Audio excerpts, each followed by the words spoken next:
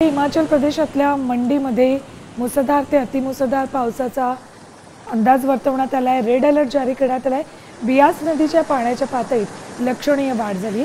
ड्रोनमध्ये पूरस्थिती किती गंभीर आहे हे दिसतंय। हवामान खात्याने मंडी, बिलासपुर, सोलन, शिमला, सिरमौर, हमीरपुर, कांगरा, कुल्लू, ऊना आणि चंबा या जिल्ह्यांमध्ये पूर आणि भूस्खलनाची शक्यता वर्तवली आहे। त्यामुळे नागरिकांना सतर्कतेचा इशारा देण्यात आला आहे। अनेक जिल्ह्यांमध्ये शाळा बंद ठेवण्यात आलेल्या आहेत।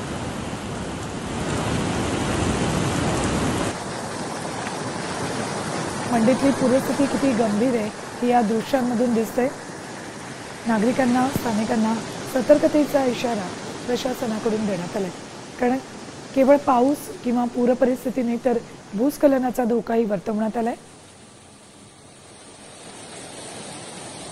ही सगळी दृश्य आहेत मंडीमधली। खाली पाणी तर दिसतंय पण वर एक नजर टाकली तर अजूनही आभाळ भरलेले दिसतंय, ढग साचलेले दिसतात। त्यामुळे नागरिकांना सतर्कतेचा इशारा देण्यात आलेला आहे। पाण्याचे मोठमोठे प्रवाह शहरांमध्ये आणि ग्रामीण भागामध्ये सुद्धा जाताना दिसतात। पूर परिस्थिती या ठिकाणी निर्माण झालेली आहे।